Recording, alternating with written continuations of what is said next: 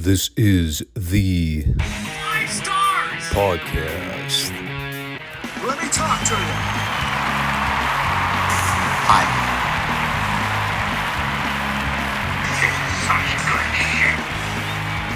So, what do you guys want to talk about?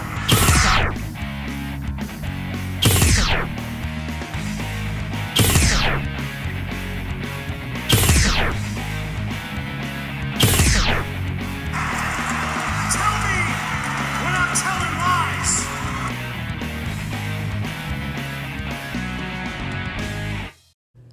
Thanks, guys. Back to you. Don't you just love it when everything goes wrong all at once? It's been one of those weeks, man. It started with car troubles. As of this recording, I still haven't been able to properly diagnose the problem. I have now taken it to 2 mechanics. We've done OBD code scanners both times. We were not able to fully diagnose the issue. I did have the mechanic drain about a quart of extra oil that the numbnuts at Valvoline overfilled. There's a life lesson I'll never forget. Don't ever go to Valvoline for instant oil changes. None of them know what they're doing, and all they do is try to extract more money from you by charging you with additional maintenance crap that you don't need. Then I come to find out the oil overflow wasn't the predominant issue. I still think it's a cylinder misfire. I mean, it's happened twice to me now where every time I try to accelerate up steep grades at more than 40 miles an hour, my car will just go into a limp mode and bug out. And it still drives, but those steep inclines, man, you just don't get any acceleration out of it. And the problem with flashing check engine lights is that sometimes it doesn't even automatically register a code. So even if you know something's wrong, those OBD scanners are not going to tell you that. Trust me, I know what a cylinder misfire is like. I drove a Volkswagen Jetta for 5 years. When those spark plugs go, the entire car malfunctions. Happened to me twice in the exact same spot on the interstate when I was still living in Pittsburgh. And I finally traded that puppy in after a mere 86,000 miles had accumulated on it. I know some people are saying only 86,000. Let me reiterate. It was a Volkswagen. But I drove the crap out of it. And it got me to where I needed to go, so hey, if it had to die, couldn't have happened at a better time. So that's where I'm at. Oh yeah, and I also dropped a tricep barbell on my face the other day. That hurt like a mofo. I don't think my nose is broken, but God, has it been hard to sleep. I haven't had to breathe out of my mouth in a very long time. And I'm hoping the soreness eventually goes away after a week or so. I'm fine now. I can at least breathe through my nostrils, but it just sucks trying to sleep at night. I'm wondering if I should buy a nasal spray and try to get some of those fluids out of there. Pretty sure it's just blood clots, but I mean, normally I can just blow my nose or something and I have no problems, but I'm very stuffy and I know it's not allergies, but I'm doing great. Other than that, I am peachy as a clam. How you all guys doing? Hopefully surviving the cold weather, depending on where you live in the country. We're at sub-zero temperatures here in Ohio, which is no fun. It's also why I've been trying to get this car issue fixed, because cold weather is not a car battery's friend. God forbid this issue only gets worse when I'm out on the road. Cold weather is only going to exacerbate the problem. But we're here on a Monday, and we're ready to talk about some retro Raw. You may have seen the end of last week's show. I actually jumped the gun by a week. I said the 96 Royal Rumble review was going to take place this weekend. It'll actually be for next weekend. We had one more pre-Rumble show to talk about here as we move along in the 1996 Retro Series. I'm also trying to keep the 2025 Rumble on my radar because it's easy enough for me to forget about modern WWE content. They got a Saturday night's main event PLE scheduled for next week. Highly doubt I'm watching that. You know, if anything, that December S&M show I reviewed gave me the impression that nothing about those PLEs are really going to matter all that much. I don't know how many of those events they plan on running in 2025, but are they even worth reviewing? I mean, I could pull up the card right now if I wanted to. Is there anything on that show worth checking out? Do they even have a full card announced? I mean, I don't really want to bother scrolling down through the wiki page to find the lineup. It's just not something I'm all that interested in. Well, if you are watching the FSWR channel, be it on YouTube or Rumble, subscribe, comment, give the show a like if you have not already. You can find us here on Mondays and Fridays for all kinds of fun classic wrestling coverage with the occasional PLE review. Pretty simple format we run here. We are the wrestling podcast nobody knows but everybody needs. A proud title foundation that we've been running with on this channel since late 2021. The audience growth is small, but gosh darn it, we're still here. I'm like the TNA of all wrestling podcasters. Nobody cares about me, but I just won't go away. Sometimes against my better judgment. Especially when it comes to having to talk about some of these classic Raws. But what do you say we get into this go-home edition of Raw right before the 1996 Rumble? Also known as Martin Luther King Day. I think that's still one of the holidays we celebrate. And by celebrate, I mean school's usually not in session. So kids get a 3-day weekend out of it. Anyway, what did we have going on this week? No, nothing good based on what I'm reading in my notes here. I do have to say one thing.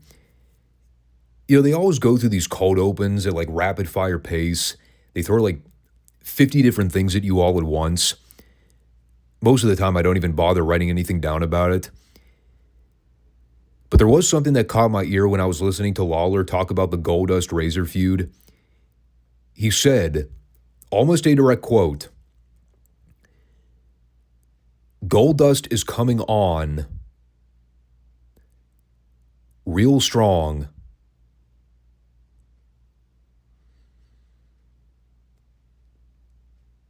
Yeah, you see what he did there? Coming on. Yeah, this feud fucking sucks. You know what didn't suck, though?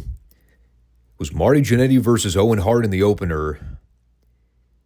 Just a simple, basic pro wrestling bout. And I know that immediately pisses off all the people that say, but what's the story?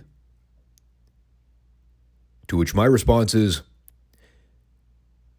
well, most of the stories in WWF around this time were trash anyway. So I'll take an exhibition with two guys that know how to work any day of the week. It's better than having to think about the idea of Goldust wanting to boink Razor Ramon on live pay-per-view. So they had a fun back and forth match. Some nice stuff at the end where they traded counters and Owen managed to catch Marty with a bridging roll-up for the pin. I don't think there was anything at stake in this match. It wasn't for a qualifying spot in the Rumble. And Vince and Jerry spend most of the time talking about plausible Royal Rumble winners. And they basically did everything but straight up tell you Shawn Michaels is winning the Rumble on Sunday. Although Lawler at one point tried to claim that the only three potential Rumble winners were men of royalty. So that narrowed it down to Owen, Mabel, or Lawler himself.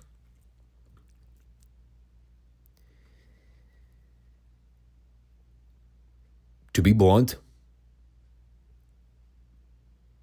I would have been intrigued to see if Bret Hart could actually get a decent match out of Mabel.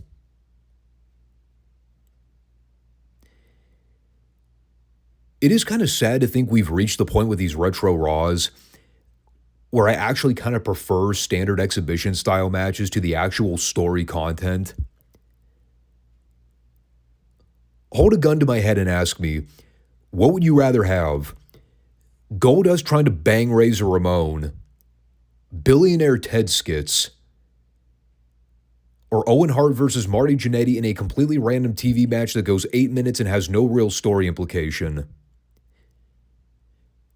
No hesitation, I will take the random TV match with good athletes any day of the week. They could have made this the entire show and I would have been perfectly satisfied. Owen Hart versus Marty Jannetty, our Broadway. Why the fuck not? Would have been more preferable to the other garbage we got. So as soon as they tried to pitch to a Todd Pettingill Rumble card update, I looked at that for half a second and said, nope. Immediately hit the fast forward. And, well, right before the next match, I did briefly stop to catch the pre-tape where Sonny was being overly sexual with a pull stick. I didn't point it out from the beginning of the program. They flashed up one of those potential graphic content warning messages. I don't ever remember WWF having those warning graphics this early on. But well, then again, when I look back, you had a grown man dressed in drag talking about wanting to have sex with another guy on the roster. Sonny's here talking about how everyone likes it raw. She likes it raw. You like it raw. Everybody likes it raw. This was far from family-friendly content. Also, looking back, after having rewatched the segment twice through, I'm pretty sure Sonny actually said the word bra. Either way, not entirely inaccurate. She likes it bra. You like it bra. Everybody likes it bra. You know what I'm saying, bra? Oh, and for anybody asking, okay, why was Sonny being overly sexual with a pole stick, saying that we all like it raw? I have no fucking idea. I thought it was being done to set up the next match with Steve Austin. Maybe Chris Candido was going to come out and wrestle him this week. Get some Body Donna action going on with this barn burner of a television program. No. Steve just wrestled some other ham and egger. And by that, I mean a short-haired Matt Hardy, who I actually didn't recognize at first until they started doing some close-ups. I was like, oh yeah, I forgot. The Hardys were job guys back in the mid-90s. I have no idea what the hell the initials HV meant. I assumed the H stood for Hardy. Maybe the V meant version. But wouldn't he have needed to have the number 1 somewhere? Because that was Matt's gimmick later on, right? Matt Hardy version 1. I don't know. What I do know is that Matt Hardy in baby blue trunks, not a good look. Now, if you listen to last week's review, that's where Steve Austin actually debuted as the ringmaster, a fairly short-lived gimmick. And even by this point, he still had a moderately visible blonde crew cut, still hadn't grown out his goatee yet. And they paired him with Ted DiBiase and tried to replicate some version of the $1 Million Man gimmick, which, let's be honest, was never going to work. And I think I even said, I didn't necessarily hate the idea of Austin and DiBiase as a unit. I just don't really think there was ever any longevity in Austin as the $1 Million champion. He came out with a belt here, and it just visually didn't resonate with me. As far as the match goes, it was okay, I guess. Obviously, Steve wasn't using the stunner by this point, so everything he did here offensively was mostly an expansion of the stuff he was doing in WCW. He used Eddie Gilbert's version of the Hot Shot stun gun at one point, which actually didn't look too bad. He also broke out the AA Gore Buster, so you can tell he was clearly watching his tapes. But he pretty much killed Matt Hardy here and ended up going over with a modified Cobra Clutch. And while Matt was lying face down, ass up on the ring mat, Austin put the boots to him some more. And Goldust probably got a boner somewhere watching in the arena. Probably thinking, now's my chance to pounce. Matt is in prone position. I got to warm up for the Rumble on Sunday, just to make sure I don't disappoint Razor when I try to stick my dick in his ass.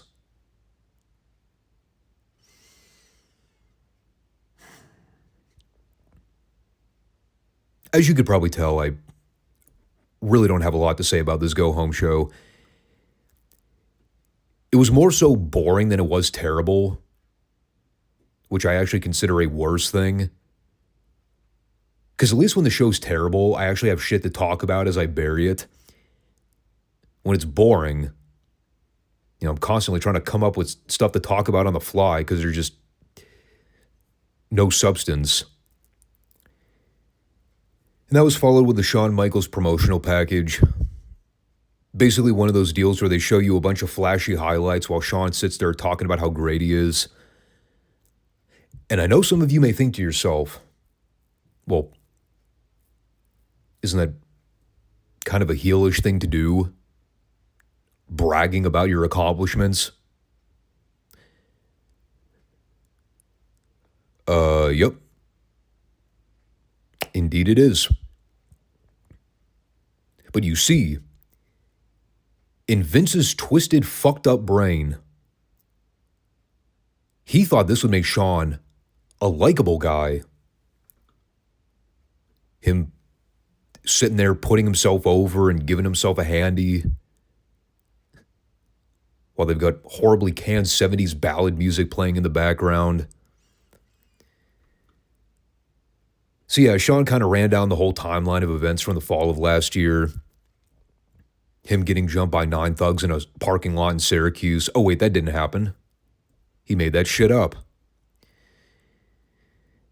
And everything it led to in the aftermath of him getting back in the ring too soon, collapsing on live TV in the match with Owen, blah, blah.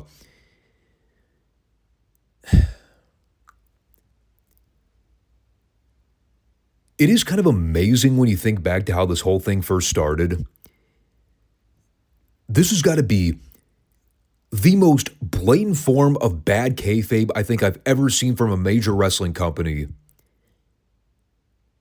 The fact that everything that's happened to Shawn over the last 4 or 5 months is a direct result of him being an out-of-control, raging dickwad. Yet in the company's mind, Shawn is the good guy in all this. We are supposed to feel sorry for him and rally for him to come back from this life-threatening incident. Meanwhile, now that we all know the actual details of what happened in that parking lot in Syracuse, as a fan, you're just like, this is all Shawn's fault. If he hadn't gotten drunk and kept pursuing a girl that was clearly showing no signs of interest, given that her boyfriend was a legit Marine vet who happened to also be in the bar at the same time, this whole thing would have never gone down.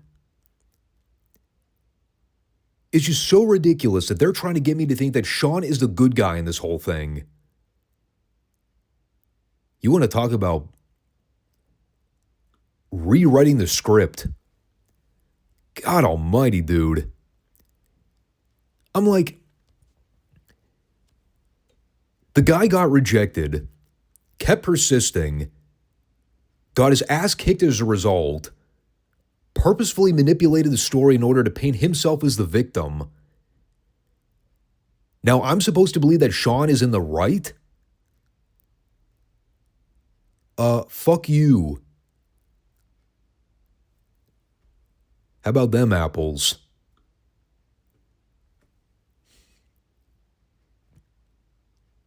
Have I ever talked about how much I hated Shawn Michaels around this time? Yeah, that was some major go-away heat he had with me. Trust me, I wasn't the only one. God, and that was before they put the fucking title on him.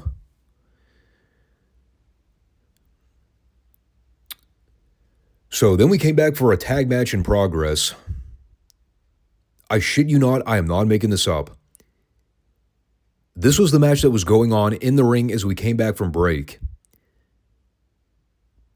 The Smoking Guns versus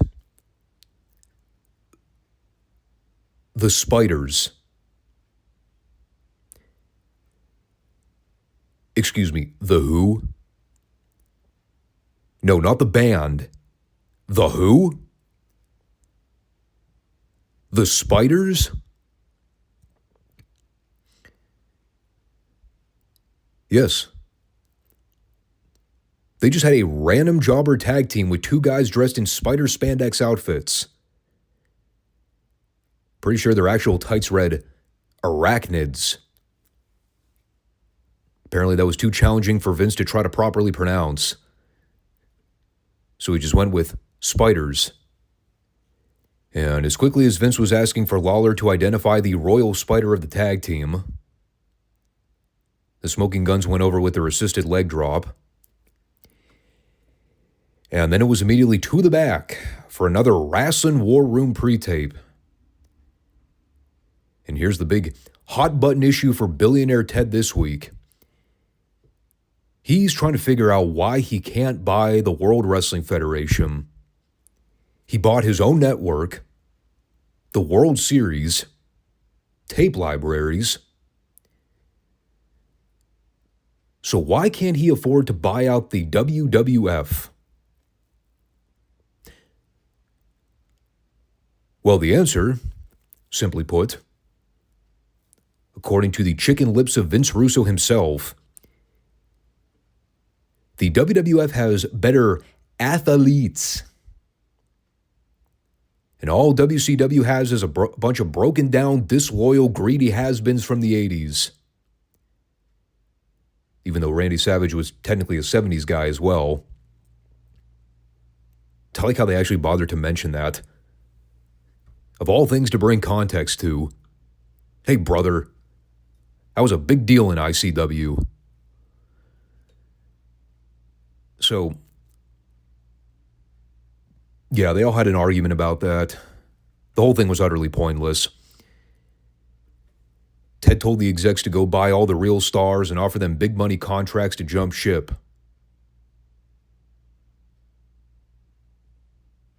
So I see he's taken the Tony Khan approach. Buy all the actual established talent without ever having to create your own. Sounds like a winning formula to me, brother. I mean, hell, it worked out for WCW well in the long run. Oh, wait a minute. So with that,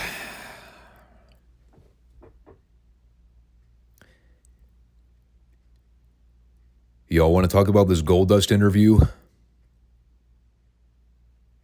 This was quite the segment. One that left me with a lot of confirmation by the time it was over. And allow for me to begin our discussion here by restating Vince's opening question to Goldust. As he's trying to discern whether or not Goldust is actually trying to spank the monkey with Razor. Or, how about giving him the old five-knuckle shuffle, you know what I'm saying? Poaching the egg. Okay, I'll stop. Anyway, Vince's question. I shit you not. I almost wrote this down word for word. I rewound it several times because I actually had to make sure that I did not mishear this. This almost directly word for word came out of Vince's mouth. This Goldust has had a lot of controversial things to say. Side note, he says this as he's being caressed by Goldust's finger. Continuing. The question is whether or not you really mean what you say, or if you are trying to prey on the homophobic fears of most men. Unquote.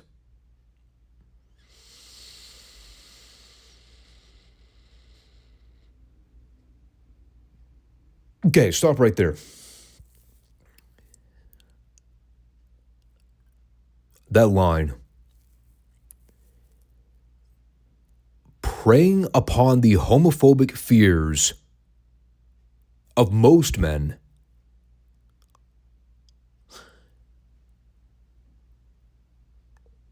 In 1996, that line says it all. We can cut the cord, end the conversation right there. Nothing else needs to be said. We have now established where Vince falls on the topic of homosexuality. Not that we don't have 30 plus years of track record to easily conclude that.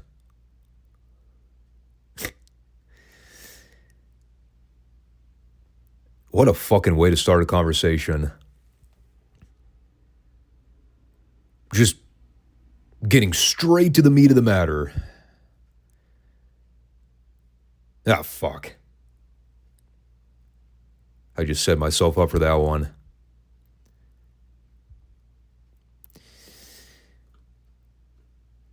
Well, in any case, now that we know Vince is a closeted homophobe, we get Dustin's comments on the Razor situation, and after he makes a cock joke about Vince hiding an extra microphone in his pocket, He tells Razor Ramon that he's very selective in picking that special one. And he wants the bad guy in ways that most men and most women could never understand. He refers to him here as a naughty boy, which is probably the creepiest part of the whole segment. Think about that. That's after hearing Vince's comments about homophobia and Goldust making penis jokes on live cable TV. So he tells Razor to never forget the name Goldust. He blew a kiss at him. And then Jerry Lawler straight up says, he's here, and he may be queer.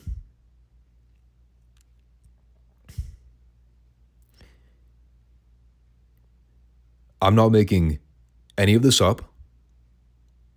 This all happened. Probably the most uncomfortable 5 minutes of wrestling television I've watched in quite some time. And you know what? That all wasn't even the most baffling part. Beyond anything else I just previously talked about, at the very end, when Lawler says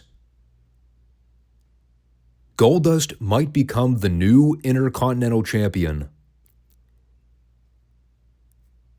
that is when I realized, holy shit, this is a title match on Sunday. I forgot all about the Intercontinental title. I swear to God. I seriously only remember this feud being about Goldust's sexual interest in Razor. I had no recollection that this was ever a title program. And, I mean, fuck, can you blame me? When is the last time Goldust even mentioned the Intercontinental belt? He made no mention of it in this promo. Zero. God, and all those people that say, man, remember when the IC title used to mean something in the WWF? Well, I think we figured out where that all went to hell in a handbasket. You can trace it back to the Goldust Razor feud of 1996. The beginning of the end.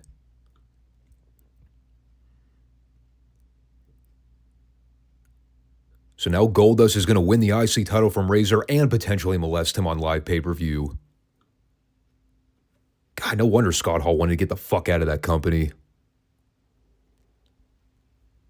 Oh, and speaking of Razor, I love this part of the show. This is classic WWF stupidity.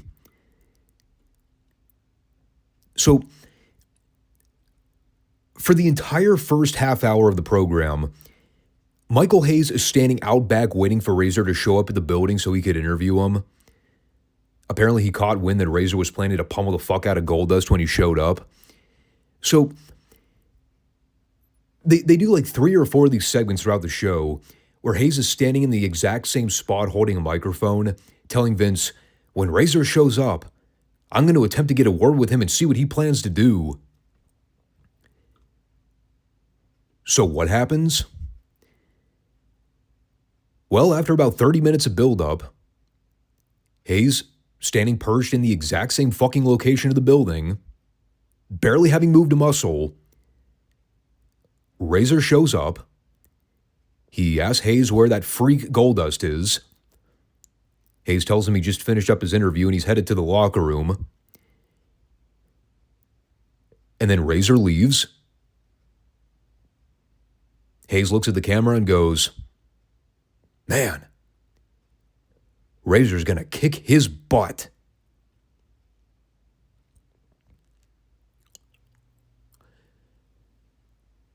So, what was the point of Michael Hayes standing there like a jagoff for the last half hour? Remind me. His goal was to try to interview Razor Ramon. That's why he was stationed there. So when Razor showed up, Hayes told him where Goldust was going. That was it. That was the interview. Great use of Doc, guys. You really knocked it out of the park with that one. So then for our TV main event, great little art of foreshadowing for what was to come later on. It's The Undertaker going up against Isaac Yankem. Or as Teddy Long would say, Isaac Yankem going one-on-one with The Undertaker. Shit never gets old, man. And let me just say first and foremost, I've seen probably 100 Undertaker versus Kane matches over the years. This was probably the most boring, nothing happening Undertaker-Kane match I've ever seen. If I've watched 100 Undertaker-Kane matches in my lifetime, 99 of them would have been better than this one. They're just in there doing big guy stuff for a while. At one point, Lawler got off the headset to try to steal the urn away from Paul Bearer, but then Taker chased them off. So I'm pretty sure that'll set up a match between those two at some point. And after a couple of relatively long bear hug sequences and them going to picture-in-picture to show Michael Hayes in the back, talking more about the Razor Goldust feud, we then get this really weird editing cut where Glenn tries to give Taker a tombstone, but right as Taker reverses it into a tombstone of his own, they immediately cut to the back where they show Hayes walking around pacing with a microphone. And then they cut back to the ring and show Taker picking up Yankem for another tombstone and then actually hitting it. So did he just fuck up the first tombstone? And they wanted to cut away from it to not show the botch? I don't know what was going on there at the end, but it was weird. By the way, they done an absolutely rotten job building up Bret Hart versus Taker for the title match on Sunday. I just had to point that out. But by God, they'll give Razor and Goldust like 10 different fucking segments over the last 2 months to build up their feud. I don't think Bret's made a single appearance on this show since he beat Diesel for the belt back in November. Can someone remind me, what the hell was the point of this title match? This is the worst build title feud in WWF history. They've given zero press to any of this. How the hell did Taker even become the number one contender? That's what I want to know.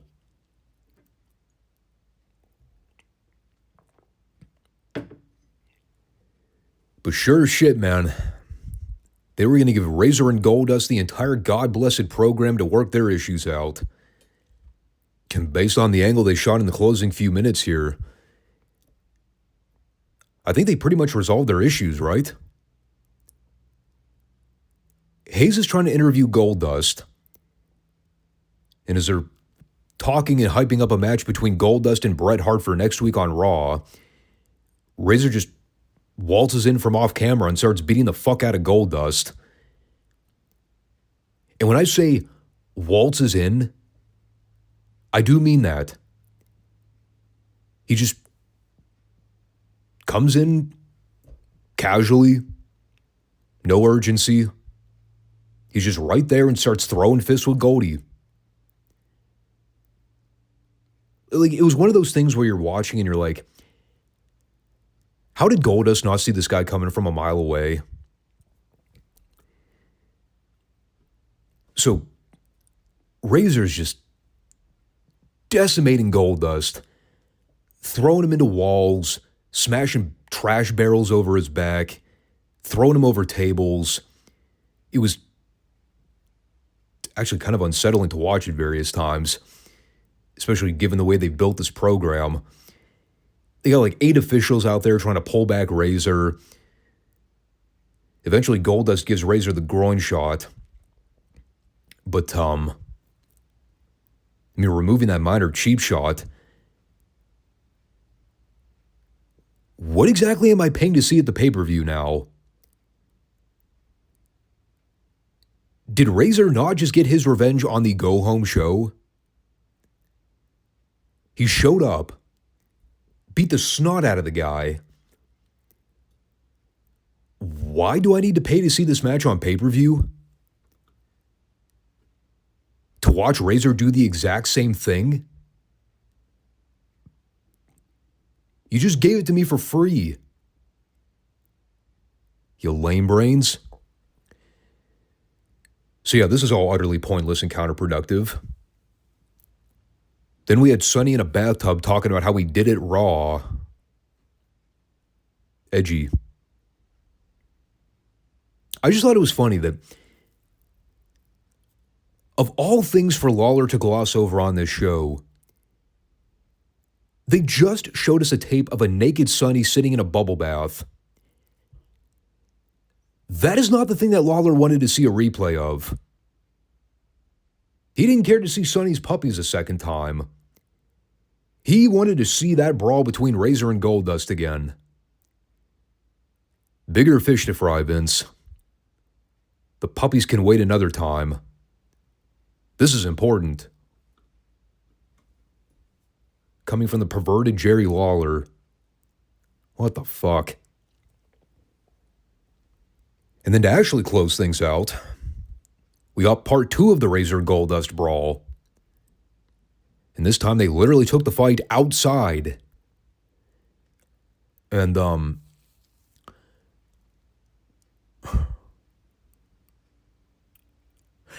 far be it for me to preach about safety protocol.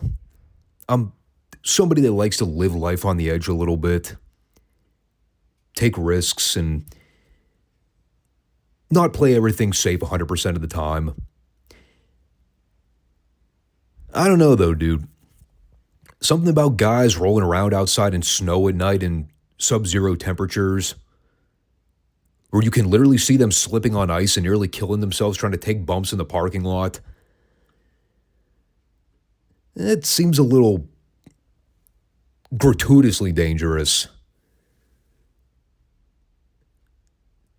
Now, with that said, it was kind of an interesting hint at where I think they were planning to go with this feud had things worked out for WrestleMania. Keep in mind, we are coming up on the backlot brawl with Goldust and Piper. It's a pretty well-known WrestleMania match. Some people may not know, that was originally supposed to be the Goldust Razor blow-off. Yeah, they were going to continue this shit for another 2 months. But of course, Razor failed a drug test and got pulled from the match as a result. But it was kind of a cool teaser here because they gave you a little snippet of the backlot brawl segment. And the other thing to keep in mind, I think we're a little cynical by today's standards because we see this kind of crap all the time. This was kind of a newfound idea with WWF television. We did not see this kind of stuff all that frequently. Brawls in the back, chaos and pandemonium, pull-aparts. Kind of explained why Vince was going batshit on commentary over it. And the actual fight wasn't bad. I just questioned the decision of letting these guys wrestle outside in snow and freezing temperatures. But then again, there's a lot of stuff I question when I go back and watch the show. This was a very bizarre go-home edition. To be entirely fair, I didn't hate the brawl stuff with Razor and Goldust. I just thought it was silly for them to have Razor show up and get his revenge less than a week before the actual pay-per-view. Like I said, though, the rest of the show was either a mixed bag of boring wrestling segments or Attitude Era-esque things that predated the actual Attitude Era. I don't know. As far as the Rumble goes, when we talk about it next week, I'll go more in depth with the actual Rumble match.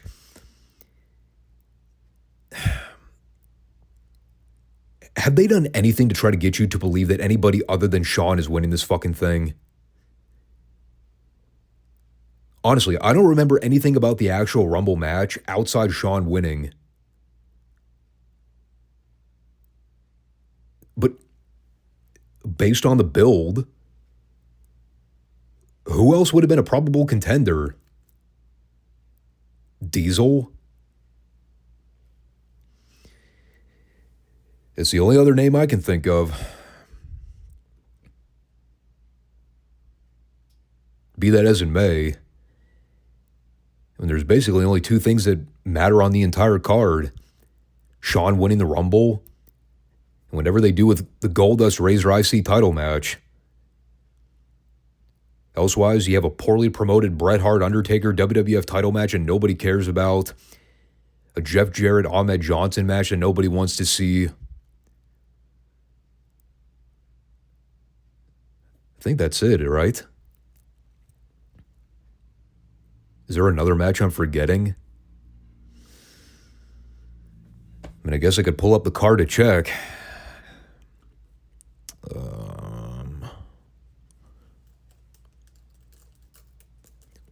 You hear me typing and clicking in the background. There's Wikipedia.